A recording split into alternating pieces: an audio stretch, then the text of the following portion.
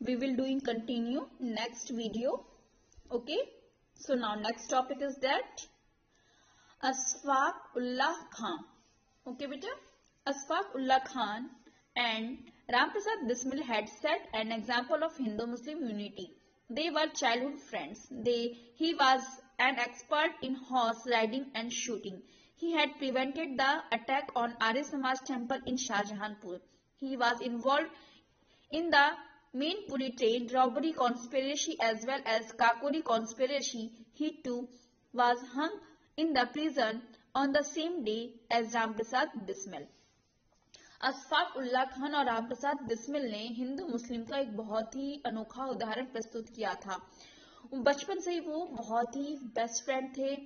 वो एक्सपर्ट थे horse riding में, शूटिंग में, और उन्होंने जब आर्य समाज के टेंपल पे शाहजहांपुर में अटैक हुआ तो उससे उसको प्रिवेंट किया था, उसको बचाया था। He was involve the Mainpuri train, जब मीनपुरी जो इन्वॉल्व थे मीनपुरी ट्रेन जो रॉबरी केस हुआ था काकोरी में, जब उस ट्रेन को लूटा गया था उसमें ये सम्मिलित थे। ठीक है, उसमें भी उन्होंने और इनको फांसी भी दे दी गई थी। He too was hung prison in the same day Ram Prasad Bismil, और उसी दिन उनको फांसी भी दे दी जाती है। कुछ आरजू नहीं है, आरजू तो ये है, रख दे कोई जरासी खाक ए वतन कफन में। ये अशफाक उल्ला खान का ये शेर है बेटा। कुछ आरजू नहीं है, आरजू तो यह, रख दे कोई जरा सी खाके वतन कफन में। ठीक है बेटा। नेक्स्ट है आपका Chandrashekhar Azad. His real name was Chandrashekhar Sitaram Tiwari. He was born on 23rd July 1906 in Bhavra village of Alirajpur district in Madhya Pradesh. He received preliminary education in Kasi. He was a nationalist since the childhood. Chandrasekhar participated in the non-cooperation movement. When he was arrested for the first time, he was so young that the police did not have handcuffs of his size. In the court, when he was asked his name, he said Azad. He told that his father's name was Freedom and residence was prison. After that, he became popular as Azad. Chandrashekhar Azad का जो real name था वो था चंद्रशेखर सीताराम तिवारी। इनका जो birth था वो कहाँ हुआ था? 23 जुलाई 1906 में मध्य प्रदेश के झबुआ जिले के भवरा नामक गांव में हुआ था। ठीक है। इनके जो स्टार्टिंग की जो एजुकेशन थी वो काशी में हुई थी। फिर बचपन से ही जो थे बहुत ही देशभक्ति के रंग में रंगे हुए थे। उनको अपने देश से बहुत ही प्यार था बचपन से ही। ठीक है। जब नॉन कॉपरेशन मूवमेंट जब हुआ था तो इन्होंने भी इसमें पार्टिसिपेट किया था। जब इन्हें गिरफ्तार किया गया था तो क्या हुआ था बेटा, इनके जो पुलिस गवर्नमेंट थी, अरेस्ट किया गया था तो उनके पास हैंडकफ्स भी नहीं थे पुलिस गवर्नमेंट के पास इनके साइज के, क्योंकि उस टाइम ये बहुत ही यंग थे। और जब इनको कोर्ट में तो इनको बेड़ियां लगा के लेके जाया गया था। उनको बेड़ियां डाल दी गई क्योंकि इनके साइज की हथकड़ी नहीं थी, इसलिए उनको बेड़ी डालकर वो कोर्ट में जेल लेके गया था। और जब उनको जब कोर्ट में पेश किया गया और उनको जज ने उनसे उनका नाम पूछा तो उन्होंने बताया कि मेरा नाम आजाद है, मेरे पिताजी का नाम स्वाधीनता, ये मीन्स मेरे पिताजी का नाम स्वाधीनता यानी कि फ्रीडम है, और मेरा पता जेल खाना है, मतलब प्रिजन, मेरा रेसिडेंस जो है मेरा जेल खाना है। उन्होंने ऐसा बताया और उसके बाद ही वो आजाद के नाम से पहचाने गए, वो आजाद के नाम से फेमस हो गए, पॉपुलर हो गए। Okay. He too participated in the train robbery at Kakori station. 40 revolutionaries were arrested, but Azad managed to escape. The British government announced a bounty to catch him. Azad had taken a vow not to be caught alive by the British authority. On 27 February 1931, Azad was surrounded by the British police in Alfred Park of Allahabad. Azad put up a brave fight single-handedly and then he shoot himself. It is said that the police was so scared of Azad that they shoot 2-3 bullets into his body to confirm his death before they stepped closer to him. अब इन्होंने भी participate किया था, जो मेनपुरी में जो robbery case हुआ था ना काकोरी स्टेशन पर, उन्होंने इसमें भी चंद्रशेखर आजाद ने उसमें भी पार्टिसिपेट किया था। उस टाइम मोस्टली लगभग 40 रिवॉल्यूशनरीज थे, जो 40 क्रांतिकारी थे, वो अरेस्ट किए गए थे, पर आजाद ने किसी भी तरह से मैनेज करके वहां से वो बच के भाग निकले। तो जो ब्रिटिश गवर्नमेंट ने ये अनाउंस किया था कि जो भी आप चंद्रशेखर आजाद को पकड़ के लाके देगा तो उसको इनाम दिया जाएगा, एक बाउंड्री उन्होंने दी जाएगी, इनाम दी जाएगी। तो आजाद ने यह प्रतिज्ञा ली थी कि जब तक वो जिंदा रहेंगे, जब तक उनके अंदर सांस रहेगी, तब तक वो ब्रिटिश अथॉरिटी के द्वारा पकड़े नहीं जाएंगे, वो गिरफ्तार नहीं होंगे। उन्होंने ऐसी प्रतिज्ञा ली थी। जब वो 27 फरवरी 1931 को आजाद को ब्रिटिश गवर्नमेंट घेर लेती है, जब वो इलाहाबाद के अल्फ्रेड पार्क में बैठे होते हैं तब आकर, तो आजाद ने बहुत ही ब्रेवरी के साथ ब्रिटिशर्स के साथ फाइट किया, पर जब उन्हें लगा कि नहीं बचना मुश्किल है, तो उन्होंने खुद को अपने आप को शूट कर लिया अपनी ही बंदूक से। तो it is said that the police was so secret of Azad that they shoot to, फिर उन्होंने खुद को अपने आप को शूट कर दिया। जो पुलिस थी, जो ब्रिटिश पुलिस थी, वो उनसे इतनी डरती थी कि उनको फिर भी विश्वास नहीं हुआ। उनको खुद मरने के बाद उन्होंने 2-3 बुलेट उन पर शूट किया चंद्रशेखर आजाद पे। कंफर्म करने के बाद ही वो चंद्रशेखर के पास गई, क्योंकि उनको इतना डर लगता था चंद्रशेखर आजाद से। The train carrying the government treasury was going from Saharanpur to Lucknow on 19 August 1925. On the way at Kakori station, the train was robbed by the revolutionaries. Their main goal was to collect money for weapons and other revolutionary activity. अब 9 अगस्त 1925 के दिन जो सरकारी खजाना railway द्वारा, जो government का जो ट्रेजरी थी, जो खजाना था, वो रेलवे द्वारा सहारनपुर से लखनऊ जा रहा था, तब जो क्रांतिकारी थे, जो रिवॉल्यूशनरीज थे, उन्होंने काकोरी नामक स्टेशन पे, काकोरी नाम का जो एक स्टेशन था, वहां पे उसे लूट लिया गया था। और इसका मेन पर्पस ये था कि इस खजाने को लूटने था कि उससे वो वेपन्स खरीद सके और जितना मनी मिले जिससे कि वो लड़ाई करने के लिए वेपन्स खरीद सके और क्रांतिकारी जो एक्टिविटीज थी उसको आगे बढ़ा सके। ठीक है। Visit a memorial of any revolutionary, gather more information about him her. आप कुछ ऐसे मेमोरियल प्लेस पे जाइए जहाँ पे क्रांतिकारी का कुछ ऐसा प्लेस हो और वहां से आप इंफॉर्मेशन उसके बारे में गैदरिंग करिए, कलेक्ट करिए। ठीक है। नेक्स्ट टॉपिक है आपका भगत सिंह। ठीक है, भगत सिंह का नाम तो सब जानते होंगे। Bhagat Singh was born on 28 September 1907 in Banga village of Lyallpur district in Punjab. He studied European revolutionary movements and was attracted to anarchist and Marxist ideologies. He became involved in numerous revolutionary organizations and quickly rose through the ranks of the Hindustan Republican Association to become one of its main leaders.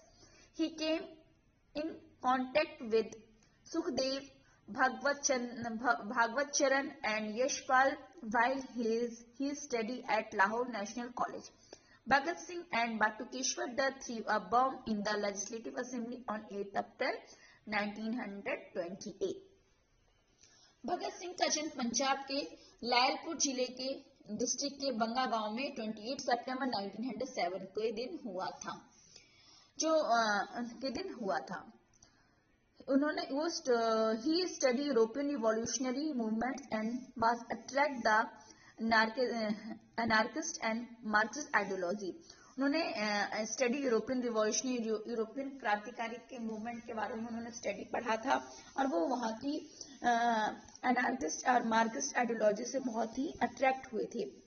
और उन्होंने he became the involved in numerous revolutionary organization quickly through the rank of Hindustan. और वो भी involve होना चाहते थे, भारत की जो क्रांतिकारी ऑर्गेनाइजेशन थी उसमें इन्वॉल्व होना चाहते थे। And through the ranks of the Hindustan Republican, और एक रैंक लेना चाहते थे हिंदुस्तान रिपब्लिशियन में, एसोसिएशन में, to become one of the main leaders, और वहां के वो मेन लीडर्स बन गए। ठीक है। उन्होंने उससे उसकी आइडियोलॉजी से बहुत प्रभावित हुए, फिर इन्वॉल्व हो गए रिवॉल्यूशनरी ऑर्गेनाइजेशन में, और उन्होंने उनको हिंदुस्तान की जो रिपब्लिकन एसोसिएशन था उसमें उनको मेन लीडर बना दिया गया था।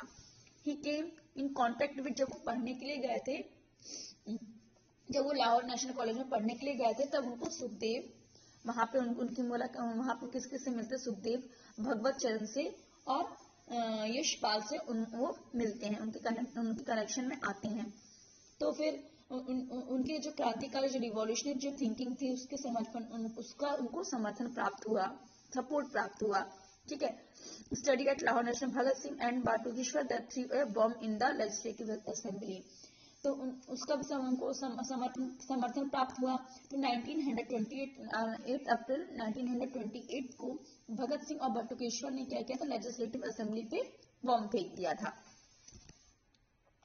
Their main objective was to draw the attention of the British government. They could have escaped after throwing the bomb, but they stood there and shouted slogan like. इनका main objective ये था कि British government जो अंधी होकर सिर्फ अपने हित के लिए कार्य करती है उसको नींद से जगाना। ठीक है। और कोई मकसद नहीं था, वो चाहते तो बम फेंक के भाग सकते थे, पर वो वहीं पे खड़े रहे और वहां पे खड़े होकर उन्होंने ये स्लोगन दिया, इनकलाब जिंदाबाद, साम्राज्यवाद का नाश हो और दुनिया के मजदूर एक हो। उन्होंने वहीं पे खड़े होकर ये स्लोगन पढ़ा था। They dispersed pamphlets with the revolutionary message, fired shots in the air, and then surrendered themselves peacefully. Bhagat Singh, Sukhdev, and Rajguru killed British officer Sundars to avenge the murder of Lala Lajpat Rai. The trio was hanged on 23rd March 1931. अब बेटा क्या हुआ, क्रांति का जो उन्होंने जो desperate pamphlets जो थे, क्रांति का संदेश जो फैलाने के लिए जो पैम्पलेट्स बनाए गए थे, जो पत्रिकाएं लिखी गई थी, उनको सबको फेंक कर हवा में गोली चलाकर शांतिपूर्वक आत्मसमर्पण उन्होंने कर दिया। तीनों ने मिलकर शांतिपूर्वक उन्होंने अपने आप को सरेंडर कर दिया। फिर लाला लाजपत की जो मृत्यु का बदला लेने के लिए जो अंग्रेज जो थे, ब्रिटिशर्स जो थे, वो सैंडर्स की हत्या के केस में भगत सिंह, सुखदेव और राजगुरु के ऊपर उन्होंने केस चला दिया। और केस का जो डिसीजन आया उसमें तीनों दोस्त थे, कौन कौन से, भगत सिंह, सुखदेव और राजगुरु, तीनों को फांसी की सजा सुनाई गई और 23 मार्च 1931 को तीनों को फांसी दी गई थी। तो मरते वक्त भगत सिंह ने ये स्लोगन पढ़ा था, दिल से निकलेगी ना मरकर भी वतन की उल्फत, दिल से निकलेगी ना मरकर वतन की उल्फत, मेरी मिट्टी से भी खुशबू ए वतन आएगी। बहुत अच्छा स्लोगन है, दिल से निकलेगी ना मरकर भी वतन की उल्फत, मेरी मिट्टी से भी खुशबू ए वतन आएगी। ठीक है बेटा। Think what would have been his contribution in India freedom struggle if Bhagat Singh had lived longer. आपको इसमें अगर भगत सिंह की फांसी की सजा ना हुई होती तो आजादी की लड़ाई में इनकी क्या भूमिका होती है, सोच के आपको लिखना है। देन आपका नेक्स्ट है Shyamji Krishna Verma. Shyamji Krishna Verma was born on 4th October 1857 in Mandvi village of Kutch. He was a pioneer of revolutionary activities abroad. He graduated from the Oxford University. He played a vital role in establishing the India Home Rule Society in London on 8th February 1905. Its office was his house and it was given the name India House for the propagation of his institution. He started a magazine entitled India. Sociologist Shyamji Krishna Verma was associated with Vinayak Savarkar, Lala Hardayal, Mandal Lal Dhingra, Sardar Singh Rana and Madam Chama in the revolutionary activities. He arranged the scholarship for Indians in 1909 CE. Madan Lal Dhingra shot dead Sir William Wilde near Trafalgar Square in London, for which he was hung to death. Feeling unsafe in London, Shyamji Krishna Verma shifted to Paris after some time he shifted to Switzerland. He died in 1913. Shyama Prasad जो थे वो भी एक विदेशों में, जो श्यामा प्रसाद ने जो रिवॉल्यूशनरी की जो थिंकिंग की जो शुरुआत करने वाले थे, और वो श्यामा प्रसाद का जन्म जो था वो 4 अक्टूबर 1857 को कच्छ के मांडवी गांव में हुआ था। इन्होंने भी रिवॉल्यूशनरी की थिंकिंग को बढ़ाने में बहुत बड़ा सपोर्ट किया था। ये कैम्ब्रिज यूनिवर्सिटी में ग्रेजुएशन किया था उन्होंने। उसके बाद उन्होंने फ्रीडम के लिए के उद्देश्य से ये लंदन से 1905 में 18 फरवरी 1905 में ये इंडियन होम रूल सोसाइटी की इन्होंने स्टैब्लिश किया। मतलब फ्रीडम के पर्पस से इन्होंने 18 फरवरी 1905 में इंडियन होम रूल सोसाइटी को स्टैब्लिश किया। इस ऑर्गेनाइजेशन की जो कार्यालय था उसमें इंडिया हाउस के नाम का मकान रखा गया था। ये जो ऑर्गेनाइजेशन के एडवर्टाइजमेंट के लिए इन्होंने इंडियन सोशियोलॉजिस्ट नामक एक पत्रिका शुरू की थी। श्याम कृष्ण वर्मा की जो क्रांतिकारी प्रवृत्ति को चलाने के लिए विनायक सावरकर, हरदयाल, मदन लाल डिंगरा, सरदार सिंह राणा तथा मैडम कामा, ये सारे जो रिवॉल्यूशनरीज थे सब एक साथ थे, सब एक साथ उन लोगों को सपोर्ट हुआ। इन्होंने क्या किया था, भारतीय के लिए भी एक मतलब भारतीयों के लिए भी एक एजुकेशन की संस्था बनाई थी, जिससे कि इनको भी फ्रीडम के लिए इनको भी आगे बढ़ावा दिया जा सके, उनको भी कुछ सिखाया जा सके। 1909 में लंदन में ट्राफलगर स्क्वायर के पास भरे बाजार में मदन लाल डिंगरा ने विलियम वाइली को गोलियों से भून डाला, उन पे गोलियां चला दी थी और उनकी जो विलियम वाइली होता है उसकी मौत हो जाती है, जिसके कारण डिंगरा को फांसी की भी सजा दी जाती है। लंदन में रहना सुरक्षित न लगने के कारण श्यामजी कृष्ण वर्मा पेरिस चले गए। थोड़े समय के बाद पेरिस से वे स्विट्जरलैंड चले गए।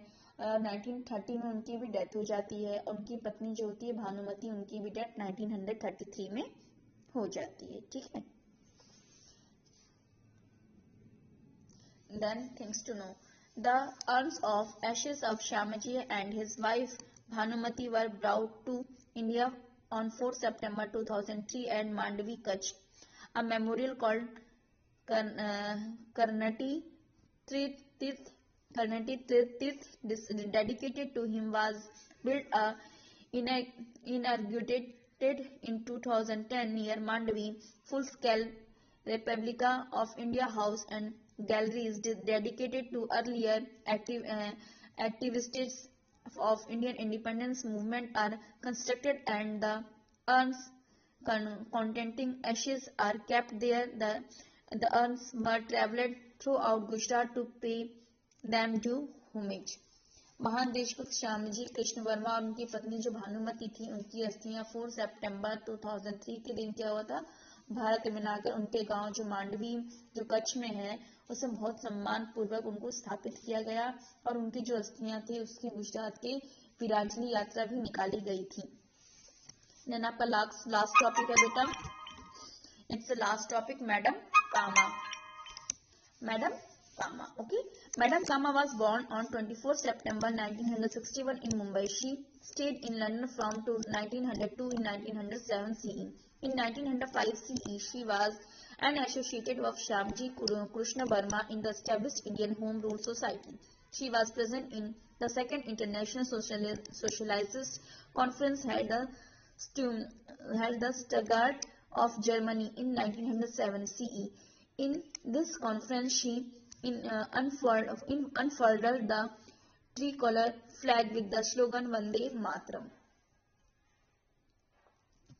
मैडम कामा का जन्म 24 अक्टूबर 1861 के दिन मुंबई में ही हुआ था। लगभग 1902 से 1907 तक मैडम कामा इंग्लैंड में रही थी और 1905 में श्याम कृष्ण वर्मा ने लंदन में इंडियन होम रूल सोसाइटी की जो स्थापना की थी, उनके साथ ये भी सम्मिलित थी जब इंडियन होम रूल सोसाइटी की स्थापना हुई थी 1905 में। मैडम कामा उसमें से उन्होंने उसमें बहुत बड़ा सपोर्ट किया था, बहुत बड़ी सक्रिय भूमिका निभाई थी। ठीक है। She was associated with Shyamji Krishna Verma established Indian home rule society, उसमें उन्होंने बहुत ही सक्रिय भूमिका निभाई थी। एंड 1907 में जर्मनी के स्टुअर्ट गार्ड शहर में आयोजित दूसरी जो अंतर्राष्ट्रीय समाजवादी जो हुई थी ना, सेकंड इंटरनेशनल सोशलिस्ट कॉन्फ्रेंस जो हुई थी, उसमें भी वहां पे आई थी, वहां पे भी वो उपस्थित थी। इस परिषद में इन्होंने वंदे मातरम, इसमें उन्होंने क्या, इस कॉन्फ्रेंस में उन्होंने 3 कलर का मतलब तिरंगा लेके उन्होंने ये स्लोगन पढ़ा था और साहस को इस तिरंगा को लहराया था। वंदे मातरम का उन्होंने स्लोगन दिया था और अपनी जो तिरंगा है उसको बहुत ही साहस से पूरे कॉन्फ्रेंस में उन्होंने लहराया था और वंदे मातरम का नारा दिया था। ओके, इसी के साथ बेटा ये चैप्टर आपका फिनिश होता है। So now end this chapter. Bye bye.